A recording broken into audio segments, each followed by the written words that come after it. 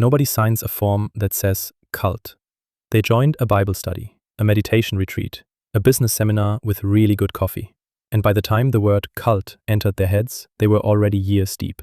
So here's the uncomfortable question. Could that happen to you, without you ever noticing? Let's test it. In 2017, thousands of professionals were paying up to $5,000 for an executive success workshop near Albany, New York. Suits, name tags, flip charts. It had TV actresses, heiresses, and Fortune 500 types in the room. It was called NXIVM, and in 2019, its founder was sentenced to 120 years in prison.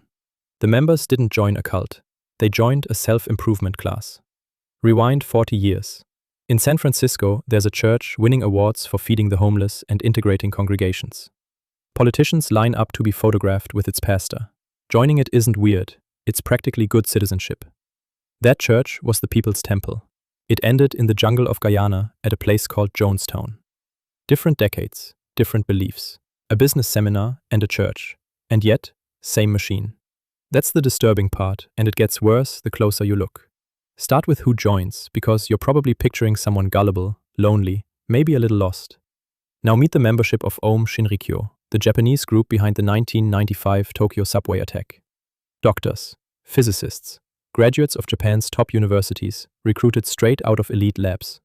Intelligence doesn't protect you, it just makes you better at explaining away the red flags. Smart people don't avoid the trap, they decorate it. So how does it actually start? Stage 1 has a name, and the group that perfected it in the 70s called it love bombing. You show up once, and suddenly you have 12 new best friends. They remember your birthday. They text you good morning. For a lot of people, it's the most attention they've ever received in their life. Warning sign? It doesn't feel like one. It feels like finally being seen. Stage 2, the asks begin, and they're tiny. Come to a weekend retreat. Try this diet. Skip this one party. Psychologists call it the foot in the door effect. Agree to something small, and your brain starts defending the decision. Nobody at the People's Temple was asked to sign over their house on day 1. But eventually, hundreds did. Every staircase is climbed one boring step at a time. Stage 3. The world splits in two. Inside, the enlightened, the committed, the family. Outside, people who just don't get it. Your mom asking questions becomes a negative influence. At NXIVM, doubt itself was rebranded as a personal weakness to be coached out of you. Notice the trick. Isolation never announces itself. It arrives disguised as belonging. Stage 4 is the strangest one. The words change. Every one of these groups built its own private language. At Heaven's Gate, the UFO group from the 90s, your body wasn't a body, it was a vehicle. Special words do something sinister. They end thoughts. Hard questions can't survive in a vocabulary designed to dissolve them.